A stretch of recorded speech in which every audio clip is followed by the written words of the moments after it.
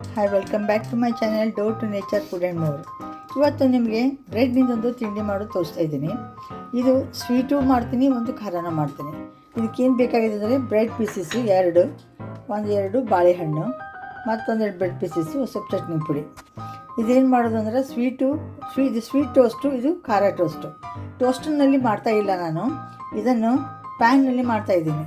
ಇದನ್ನೇನು ಮಾಡೋಕ್ಕೆ ಮೊದಲಂದ್ರೆ ಬಾಳೆಹಣ್ಣು ಗಾಲಿಯಾಗಿ ಹೆಚ್ಕೋಬೇಕು, ಒಂದು ಸ್ವಲ್ಪ ತುಪ್ಪನೂ ಬೇಕು ಇದಕ್ಕೆ. ಈಗ ನಾನು ಮಾಡಿ ತೋರಿಸ್ತಾ ಇದ್ದೀನಿ, ಈ ವಿಡಿಯೋನ ಕಂಪ್ಲೀಟಾಗಿ ನೋಡಿ.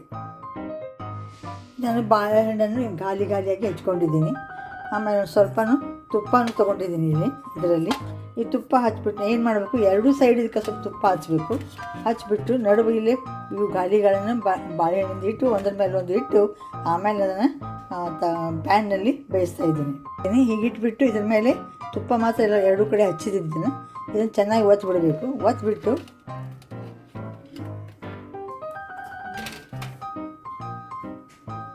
ಈಗ ನೋಡಿ, ಬಾಳೆಹಣ್ಣು ಈಗ ಇಟ್ಟಿದ್ದೀನಿ, ಹೀಗೆ ಮಾಡಿದ್ದೀನಿ. ಇದನ್ನು ಗಾಲಿ ಹಾಕಿ ಇದ್ರ ಮೇಲೆ ಇಟ್ಟಿದ್ದೀನಿ.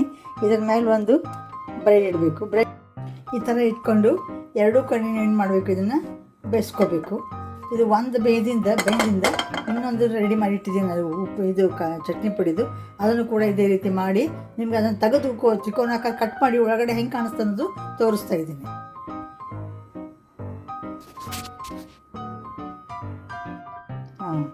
ಈಗ ನೋಡಿ, ಈಗ ತ್ರಿಕೋನ ಆಕಾರದಲ್ಲಿ ಒಂದು ಕಟ್ ಮಾಡಬೇಕು. ಒಳಗಡೆ ಬಾಳೆಹಣ್ಣು ತುಪ್ಪ ತುಂಬ ಗರಿಯಾಗಿದೆ. ಇದು ತುಂಬ ರುಚಿಯಾಗಿರ್ತದೆ.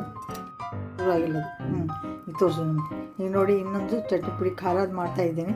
ಈಗ ಒಳಗಡೆ ಚಟ್ನಿ ಪುಡಿ ಇದೆ. ಇದನ್ನು ಬೇಕಾದ್ರೆ ನೀವು ತ್ರಿಕೋನ ಆಕಾರದಲ್ಲಿ ಕಟ್ ಮಾಡಿಕೊಂಡು ನೀವು ಡಿಶ್ ಔಟ್ ಮಾಡಿ. ಈಗ ಈ ಉಳಿದ ಬಾಳೆಹಣ್ಣು ಮತ್ತು ಒಂದು ಸ್ವಲ್ಪ ಬ್ರೆಡ್ ಪೀಸಸ್ ಉಳಿದಿರ್ತಾವಲ್ಲ, ಅದರಿಂದ ಈ ಥರ ಟೋಸ್ಟ್ ಮಾಡಿಕೊಂಡು ತಿನ್ಬೋದು. ಅದು ವೇಸ್ಟು ಆಗೋದಿಲ್ಲ, ಉಪಯೋಗ ಆಗ್ತದೆ. ನಿಮಗೆಲ್ಲರಿಗೂ ಇಷ್ಟವಾಗ್ತದೆ ಅಂತ ನನಗೆ ಅನಿಸ್ತದೆ. Thank you very much.